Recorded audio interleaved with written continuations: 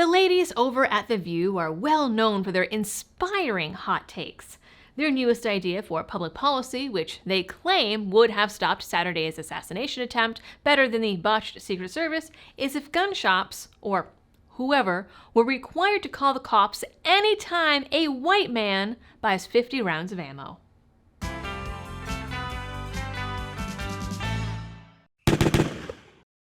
Hello everyone, and welcome back to the channel. We all know that the women over at The View are bastions of firearms knowledge and public policy, and this newest suggestion is nothing short of brilliant. I mean, no anti-gunner has ever thought of this one ever before. In an episode following Trump's assassination attempt, the hosts claimed that the attempt never should have happened, which is true, but they said it was because a white guy buying 50 rounds of ammo should have immediately drawn suspicion and should have been reported to the authorities. See something, say something, my friends. Never mind that 50 rounds is a whopping 1 box of ammo, depending on caliber and whether or not they're hollow points. Never mind that that is less than what most people use on any given day at the range. I find it a bit of a stretch that that would have stopped the attempt when dozens of people pointing to the shooter on the roof didn't stop it happening, when local police allegedly reported it to the Secret Service, and when there was a literal sniper team inside the building the guy was on. But yes, reporting that 50 rounds of ammo, that would do it, and the information I just provided is another video entirely. Let's take a look at their discussion straight from the horse's mouth. Okay, I just want to add that the shooter, yes, it was a 20-year-old kitchen worker from nearby Bethel Park in Pennsylvania. According to a CNN report, a senior law enforcement official said that he bought 50 rounds of ammunition from a local gun store hours before the rally. Shouldn't that have been reported? Somebody buys a 20-year-old white guy? I mean, we've seen that many times now, young white men with guns, and nobody reported that he bought 50 rounds of ammunition? What was this again? It was, a 20-year-old lone wolf, white, whack job with easy access to a gun. And we have to have a conversation about that, because it wasn't a drag queen. It wasn't an immigrant. It wasn't a pissed off liberal woman. This keeps happening. And we need to react not as left or right, not as Republicans or Democrats. We need to react as Americans. Now, they bring up an interesting point. I would like to take a moment to point out that while I'm not aware of a drag queen accused of committing a mass casualty event, the Pulse event didn't involve a white man. The woman who shot up YouTube in 2018 wasn't white. In 2014, a Native American woman shot 6 people, and in 2018, a black trans woman killed 3 people at a Rite Aid where they were a temporary employee. A non-white male and female duo also killed 14 people in California in 2015. There was also that woman that shot up Joel Osteen's church. And of course, there was the incident in Tennessee. Now, before I share with you the actual statistics here and show you the rest of what they had to say, because wow, it is mind-numbing, here's something that could make a difference, at least in your own home. The BOS lock is a revolutionary biometric firearm safety device designed to ensure no unwanted hands can fire your gun.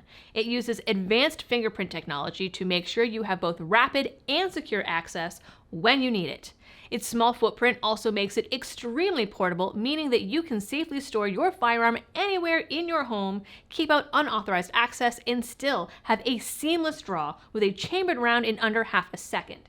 That's a pretty big deal, especially if you are a parent with small children. So, to be sure that you are ready for anything, hoping for the best, and equipped for the rest, use my code LIBERTY24 at checkout to enjoy $10 off your order and free shipping. Now, according to the National Institute of Justice, as of 2022, when it comes to mass casualty events, those shootings were 52.3% white, 20.9% black, 8.1% Latino, 6.4% Asian, 4.2% Middle Eastern, and 1.8% Native American. So it's a little different than what The View is suggesting. The ones that don't fit the narrative just don't make it into the news, or else are buried and their motivations are buried, like Tennessee.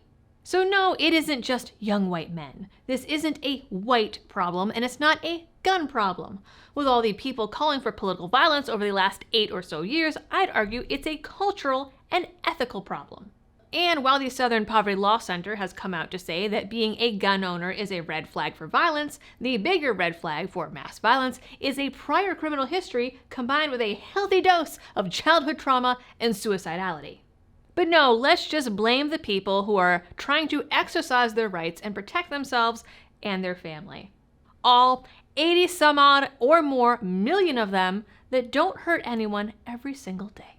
Now, say that we did have a rule in place to report anyone buying 50 rounds or more. Let's even narrow it down even further and take the racist route here and say that we will only report the white men buying 50 rounds. The cops and ATF would be busy all day, every day, because 50 rounds of ammo is nothing. And even if he was reported that day, what do we find out every time there's a mass casualty event? That most of these people were already known to law enforcement and often the FBI. And, in fact, according to the latest information, the Secret Service had Crooks listed as a person of interest. He was reported that day by law enforcement, by multiple people on grounds, but somehow they weren't able to track him down despite the multiple eyewitnesses yelling and pointing at him. Again, that is my previous video. Check it out here. But at the end of the day, the hosts went back to their old reliable, which we can all expect. Robert Pate, he's a political scientist, very well known out of the University of Chicago, conducted a nationwide poll, right, on the topic just last month. 10% of those surveyed said that the use of force is justified to prevent Donald Trump from becoming president. A third of those who gave that answer said they also owned a gun.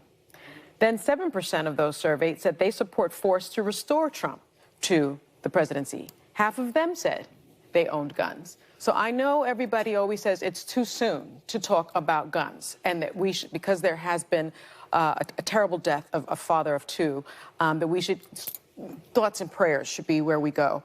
I say no. I say now is the time to talk about the common denominator when it came to this assassination attempt is America's fascination and obsession with owning guns. So there we have it, ladies and gentlemen, the most brilliant, stunning, and brave women that public policy has to offer. That is it for this video, guys. I know we can't expect anything more from them, but I don't know. It amused me, so I brought it to you guys for this week. You guys know the drill for all of the algorithm things. Please do them. Yes, also, I know that YouTube is deleting comments, especially anything involving this Trump situation. There's nothing that I can do about it. Unfortunately, it is what it is. But they'll keep the butt bots on. Go figure. Keep reporting those. Nothing happens there.